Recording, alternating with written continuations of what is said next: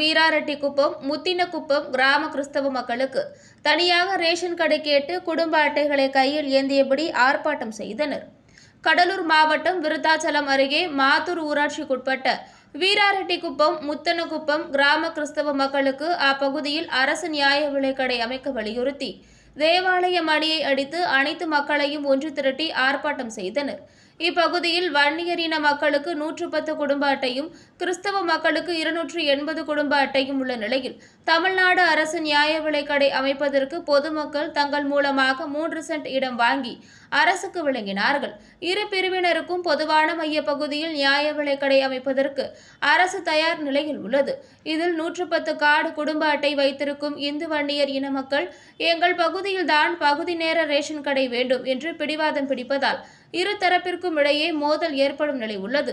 மேலும் இந்து வன்னியர் பகுதிகளுக்கு 110 குடும்ப அட்டைதாரர்களுக்கு மாவட்ட ஆட்சியர் தனியார் ஒரு தனி வீட்டில் பகுதி நேர ரேஷன் கடை அமைப்பதற்கு உத்தரவு பிடித்துள்ளார். இதனை கண்ட கிறிஸ்தவ இன மக்கள் எங்கள் பகுதிக்கு பகுதி நேர ரேஷன் கடை அமைத்து தர கோரி 12 ஆண்டுகளாக பல்வேறு அதிகாரிகளிடம் மனு கொடுத்து வந்துள்ளோம்.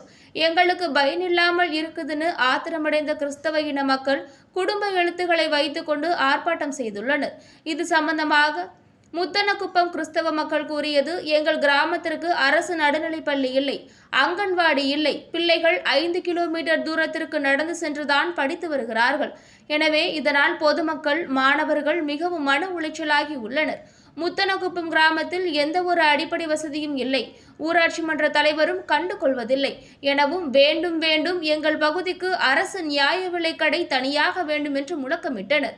எனவே 280 குடும்ப அட்டைகள் உள்ள 280 குடும்பம் வாழும் எங்கள் பகுதிக்கு தனியாக ரேஷன் கடை அரசு பகுதி நேர நியாய விலைக்கடை அமைத்து தர வேண்டும்.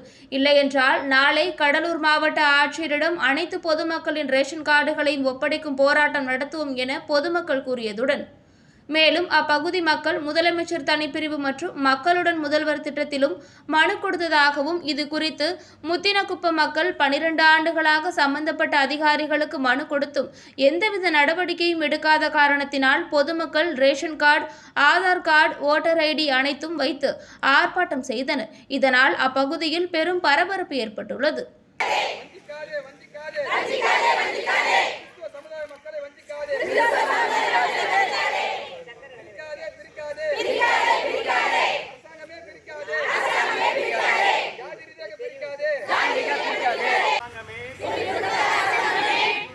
அதிகாரிகளே, ஊரை விட்டு காலி செய்கிறோம். எங்களுக்கு விடுதலை வேண்டும். எங்களை பிரிக்கிறது. விடுதலை கொடு. எங்கள் சுமைகளுக்கு விடுதலை கொடு.